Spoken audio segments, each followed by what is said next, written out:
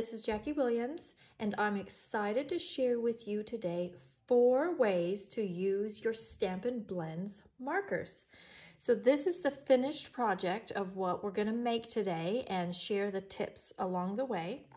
And I'm going to use the Band Together stamp set paired with the Detailed Bands dies. I like to start with the background. So I'm going to set this aside over here and we're going to start making that background there. So I have a piece of the thick Whisper White cardstock and I have that measured at 3 3/4 inches by 5.5 inches for New Zealand sizes. How I got the brick embossed background but with the ink detailing is I put the ink directly onto the embossing folder. So I'm going to use a sponge brayer and the gray granite ink, and I'm going to ink on the side that has the Stampin' Up! Label there.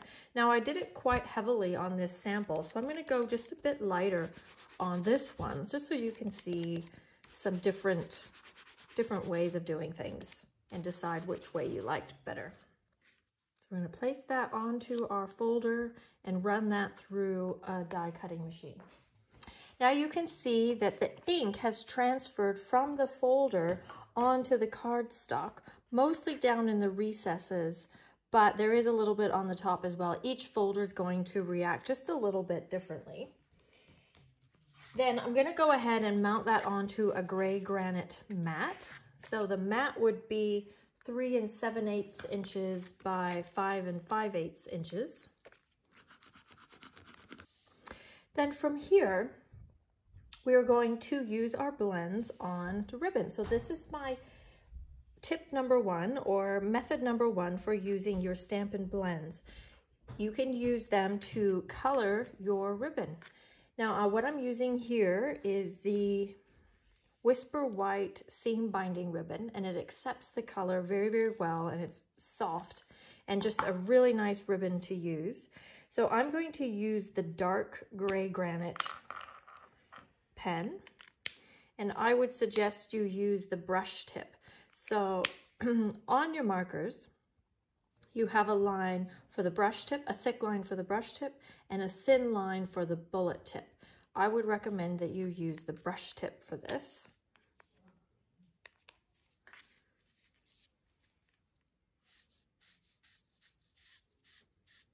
And because the color in these markers is suspended in isopropyl alcohol rather than water, it dries nearly immediately. So I would just give it a moment to dry, but you don't really need to give it too long. Then I'm just going to cut 2 pieces of the ribbon that are just wider than my card, like so, and then tape those behind using my tear and tape. And I'm going to place that about 2/3 down from the top.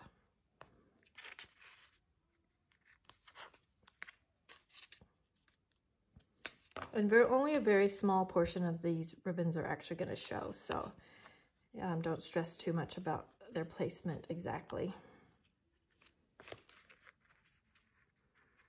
Okay, so I've taped those around the back.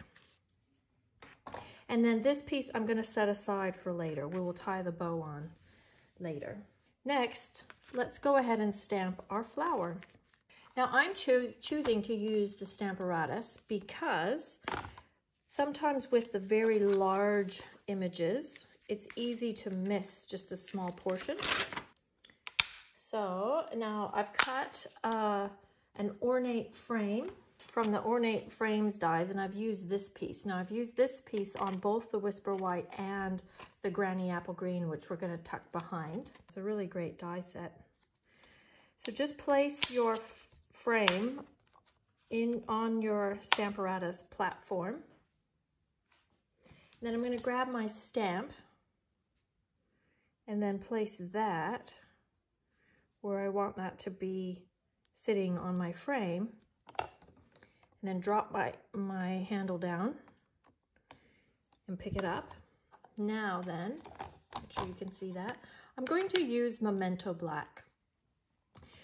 Now, I chose to use black because that's what looked the best with the color scheme that I chose. However, one thing that's really good about using the Stampin' Blends is you can actually stamp your image with any of our classic ink pads. So any of them that look like this, and then color them in with the Stampin' Blends markers, and they will work perfectly as an outline.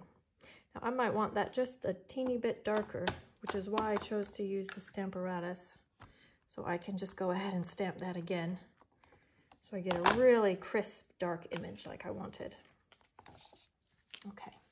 Second way you can use your Stampin' Blends markers is to color in your images, which I'm sure you expected that. But there's a few tips that I want to share with you along the way. First of all, try not to color too heavily right close to the outline edge, because you can add layer and layer and layer of ink on your images with the Stampin' Blends, but and it won't shred your paper because there's no water in these. However, if the ink becomes quite saturated and heavy, it may start to bleed outside of your image. So if you find that you're having that problem, just maybe color right up to the line, or just a fraction before the line, so that as it bleeds, it still stays within your image. Hopefully that makes sense.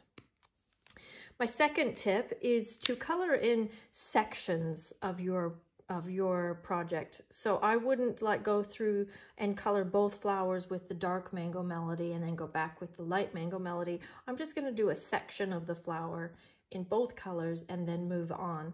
That's so that the two colors can blend together while the first layer that you've put down is still somewhat wet, although they do dry pretty quickly, but it's not like totally set and dried, if that makes sense, because they are permanent markers. All right, so I'm going to use Mango Melody. I've got the light and the dark, and like I mentioned, you do have the brush tip and the bullet tip.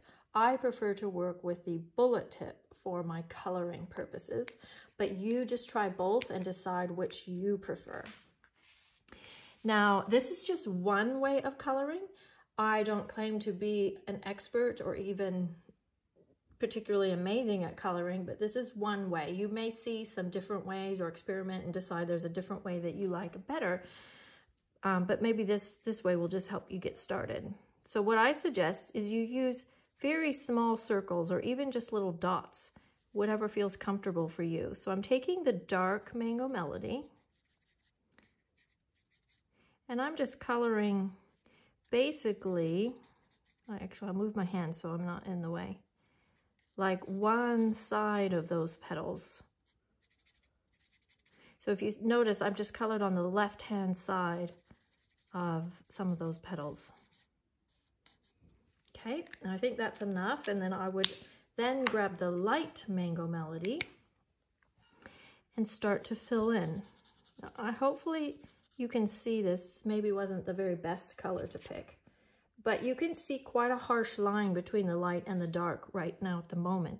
But if you keep going over it with the light, it doesn't take a lot of passes with the yellow. Some colors are a little more stubborn to blend, but as you go over it and over it, the two colors start to marry together, and then you have a dark side and a light side, and then the gradation in between. So go ahead and do those sections that you started with the dark. And don't be afraid either you don't have to stick to the light and the dark of one color. You can take 4 pens that are sort of a similar color family and use all 4 of them, or use the dark of one color and the light of another color, for example. So you would go through and do that around all of your petals. Then I used light and dark crumb cake and the ivory marker for the inside, and then the light and the dark granny apple for the stems and the leaves. Now here's one that I've already done the coloring for, because it's all basically just more of what I've already shown you. But there's another couple of colors or tools that I think everyone should have if you're going to be working with the blends. A color lifter basically removes ink, or they say that it doesn't actually remove it, but it kind of moves it. But it's really great for if you wanted to add, or if you wanted to lighten a color. So it basically, if you pair that with your light and dark Mango Melody, by using the dark and adding more layers, you can go darker. The light then adds a blend. And then if you add the color lifter to the mix, then you get even a third color, because then you can start lightening the colors as well. So this is a really great tool to have. And then I strongly suggest that everyone also have the light and the dark gray granite and or the light and the dark smoky slate.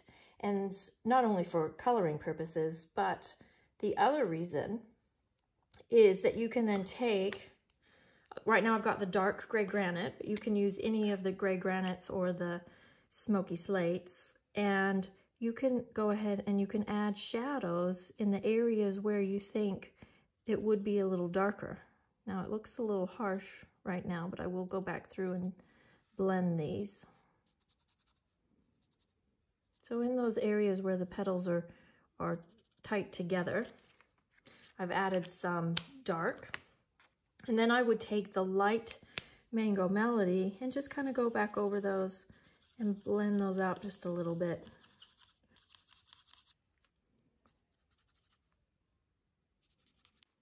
And don't forget to also add some of the dark shadows in the stem as well.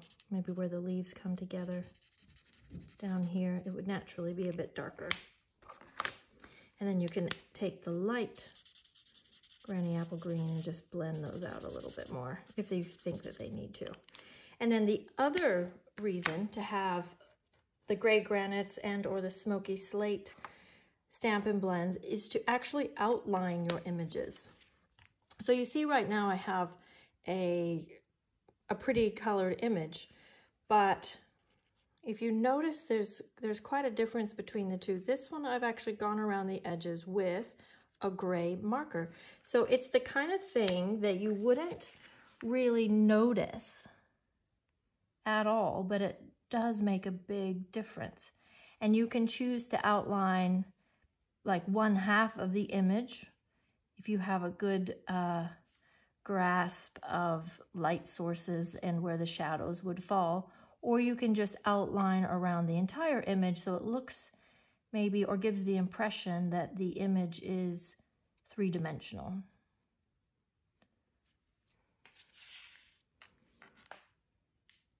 Okay, now that our outline is all done, we can go on to our third way that we can use our Stampin' Blends. I'm just going to clear the space here for this one, and that is we can use it to splatter. So on the sample, I use the dark gray granite, but I think on this one, I'm going to try the light basic black. So what we want to do this time, we want the brush tip, so the thicker tip. And we're going to pull that lid off, and we're going to use the lid and our brush tip and just flick it against the lid to create some speckles. Now you don't want to get real close. You want to come further away so you get more of a spray rather than just a real concentrated spots. There we go, I'm happy with that. And then just cap that back up. There you go, so you can see that a little bit better than the gray ones probably on the video. Next, I'm going to run that through an embossing folder. Now, I'm going to use the subtle embossing folder, which gives kind of a linen look to our paper. And this is a really great folder to have in your stash because it combines well with any of the other folders. So because we're using it next to the brick and mortar one, it doesn't really compete because it's so neutral. So what I did here is I ran the flowers through the embossing folder this direction, and then I took them out and I ran them through going that direction so that we get a nice cross-hatch sort of canvas look to our stamped image. Now I think we can move on to assembling. So I've cut the same frame from the ornate frames out with the Granny Apple Green, and I've also put that through the same subtle embossing folder.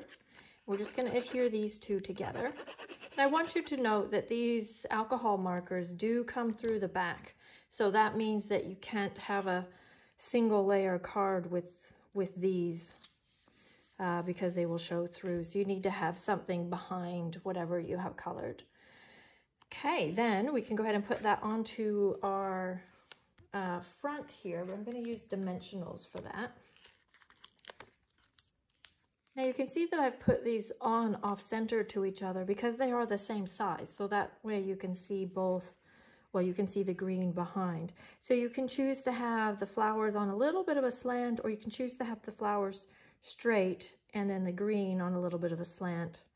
So whatever looks good to your eye. And I think we better put this onto our actual card base. So I just have some of the thick Whisper White here. So our Whisper White comes in 2 weights, and so does the Very Vanilla on that topic. It comes in a thick weight for your card bases and more of a standard weight or a light weight for your scrapbooking and stamping. But it is nice to have the thicker weight. Now we can go ahead and put our bow on. So this leftover piece of ribbon that we colored with the gray granite earlier, we can tuck that underneath and tie that on. Now because this ribbon is so soft, it makes a very small knot and a very compliant bow. It's very easy to tie. And you don't need lots of it because it's not very wide. And then just trim those ends to how you like so. Then our words, I've used the oval from the Detailed Bands dies, the dies that go with the stamp set. So I've just used this oval here.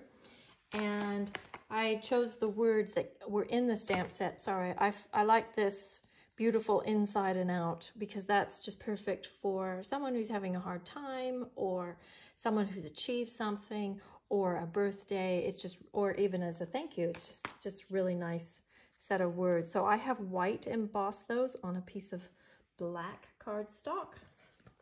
So I'm going to use my black dimensionals, just one on this side, and use a bit of glue over here, and then just decide where you want that to sit, where it looks good. Kind of like it like that. Then my 4th way for you to use your Stampin' Blends is actually to color your embellishments. Did you know that your Stampin' Blends permanently color your pearls and your rhinestones, buttons, any of our embellishments, even like the little metallic trinkets? Maybe they come in silver and you want them gold. Well, you could take, for example, the soft suede or the bronze Stampin' Blends and make them more of a gold color.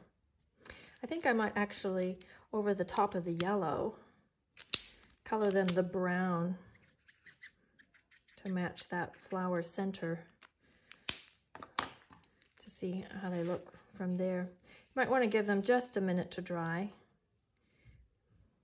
under normal circumstances. I'm just going to go ahead and put them on. I find it's best to color them before they're on your project, just in case, I think I might put it about there, just in case you slip and it gets on your project. So, but up to you, whatever works best for you is great.